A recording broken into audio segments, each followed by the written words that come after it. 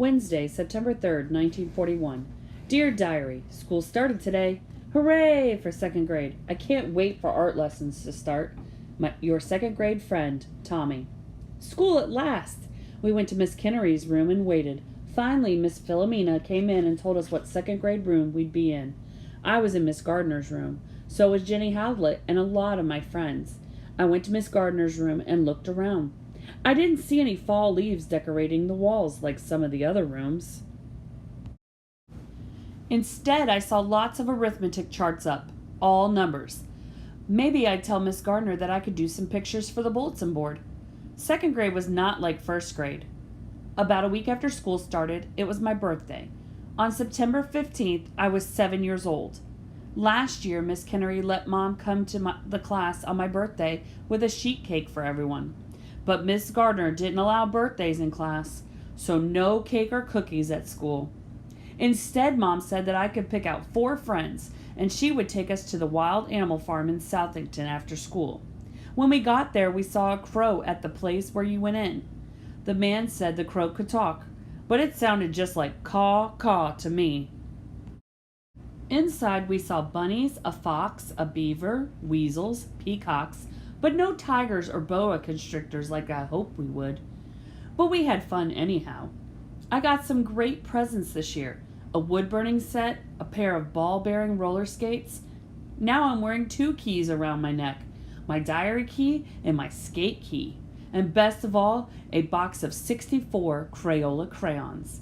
I knew we were going to have real art lessons this year with Miss Bowers, the real art teacher. I had already met Miss Bowers once when I was in kindergarten and made the Valentine box. Miss Bowers saw it and told me how much she really liked it. I wish Miss Bowers would hurry up and get here. I took my crayons to school the next day. I wanted to be ready for Miss Bowers whenever she finally came. Miss Gardner saw them and said, "Tommy, take those crayons home and leave them there." Miss Gardner wanted us all to use the same stupid school crayons. She only gave us 1 piece of paper, too. Mom told me that Miss Bowers only came to the school every 2 months or so, and she had to go to all the classrooms, not just ours. But finally, one afternoon before we went home, Miss Gardner told us that Miss Bowers was coming to our classroom the next day. Well, that night I could hardly sleep. The next morning, Miss Bowers came in wearing her blue artist's smock and carrying a big box of thick colored chalks. I had secretly brought my 64 Crayolas to school, even though Miss Gardner had forbidden them in her classroom. When I saw those colored chalks, I was sure Miss Bowers would understand. 2 boys from 6th grade followed her into the classroom, holding a big piece of paper from the paper roll at the end of the hallway. Miss Bowers put the paper up over the blackboard. She turned around and I knew the art lesson was about to begin. I wasn't sure what it would be, but I was excited and ready. Well, the morning started off badly. First of all, Miss Gardner handed out those awful school crayons and our 1 piece of paper. Then Miss Bowers started to talk about Thanksgiving coming and how we would learn to draw a pilgrim man, a pilgrim lady, and a turkey. Oh boy, I thought, this will help me when I make the place cards for Thanksgiving dinner. So now, boys and girls, Miss Bowers said, copy what I do. Copy? Real artists don't copy.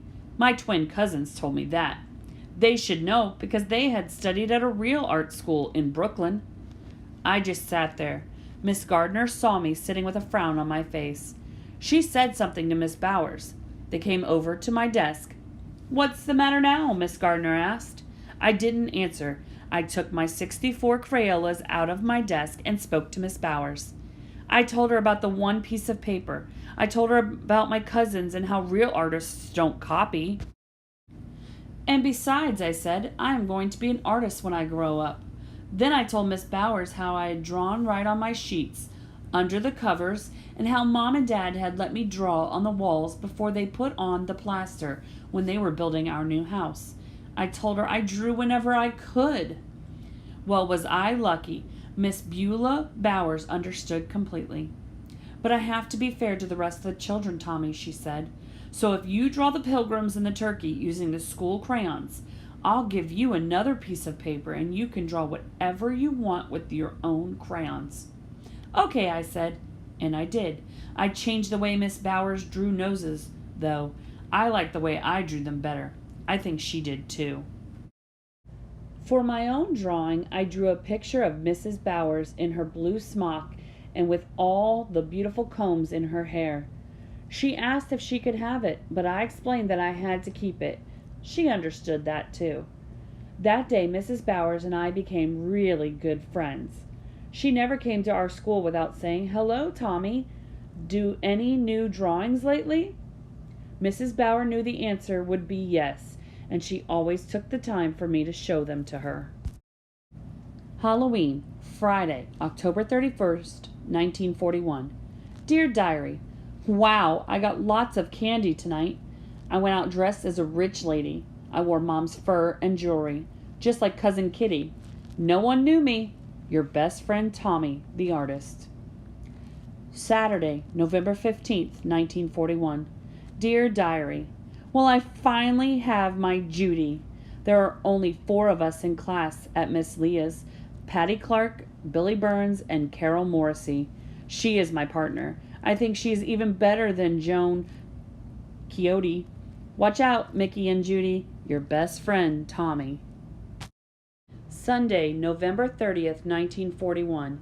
Dear Diary, I made the place cards for Thanksgiving dinner.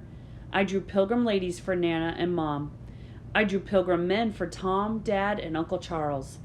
I drew Pilgrim boys for Buddy and me. I drew a Pilgrim baby for Maureen. Nana liked them. Christmas is coming fast. We saw Santa Claus turn the lights on downtown. I need to make my Christmas lists. Your best friend, Tommy.